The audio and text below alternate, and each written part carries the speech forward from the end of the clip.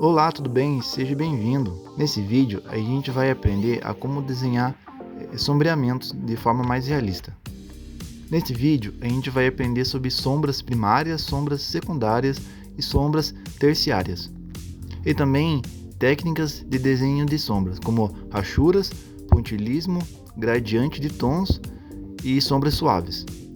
Então, se você está chegando agora no meu canal, seja bem-vindo. Então, nesse canal eu vou te ensinar um pouquinho sobre desenhar sombras, né? Esse mundo das sombras e aprender a desenhá-las de forma mais realista. Então, as sombras são um elemento fundamental, né, para criar profundidade e volume em nossos desenhos. Então, pegue seus materiais de artes, né, e vamos começar a desenhar. Então, antes de começarmos a desenhar, é importante a gente entender o que são sombras. As sombras são as áreas escuras criadas pela bloqueagem da luz.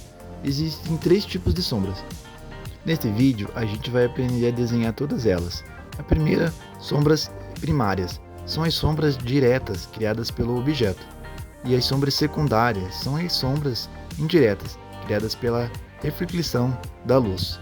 E sombras terciárias são as sombras sutis, criadas pela atmosfera. Então, vamos ver algum exemplo simples de sombras em objetos. Primeiro, aqui eu vou desenhar as sombras primárias, as secundárias e as terciárias, para vocês entenderem um pouco como que é esse conceito.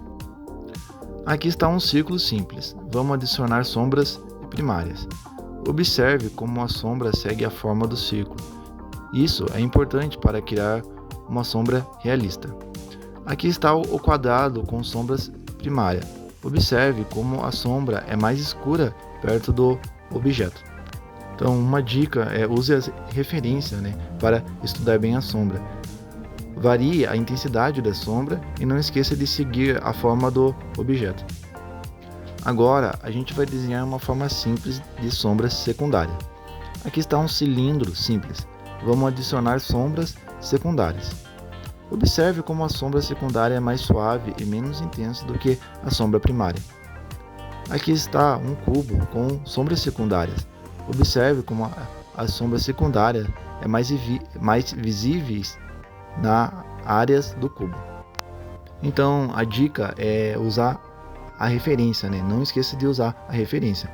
Varie a intensidade da sombra e não esqueça de considerar a textura e o material do objeto. Agora vamos desenhar uma forma simples com sombras terciárias, que são as sombras escuras criadas pela atmosfera e pela dispersão da luz. Aqui está uma esfera simples. Vamos adicionar sombras terciárias. Observe como as sombras terciárias é mais suave e difusa do que as sombras primárias e secundárias.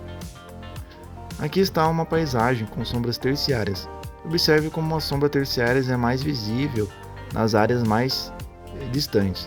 Então, uma dica, né, é usar como referência. Estude bem as referências, né, e varia a intensidade da sombra. E não esqueça de considerar a atmosfera e a distância do objeto. Agora vamos aprender um pouco mais a técnica das rachuras. Tem as rachuras paralelas, que são as linhas paralelas que seguem a forma do objeto, e as rachuras cruzadas, linhas que se cruzam para criar uma textura mais densa, e as rachuras curvas, linhas curvas que seguem a forma do objeto. Essa técnica você pode usar em objetos, paisagem ou retratos. Agora vamos aprender algumas técnicas para criar imagem em pontilhismo, que são os pontos espaçados para criar áreas claras, pontos próximos para criar áreas escuras e variação de tamanho para criar a profundidade. Não se esqueça de usar lápis ou caneta para criar pontos precisos. Varie a intensidade dos pontos para criar contraste e não se esqueça de seguir a forma do objeto. Agora vamos aprender algumas técnicas para desenhar sombras realistas. Então aqui nesse desenho eu vou fazer rachuras para criar sombras profundas, o pontilhismo, né, para criar sombras suaves, e o gradiente de tons para criar transições suaves.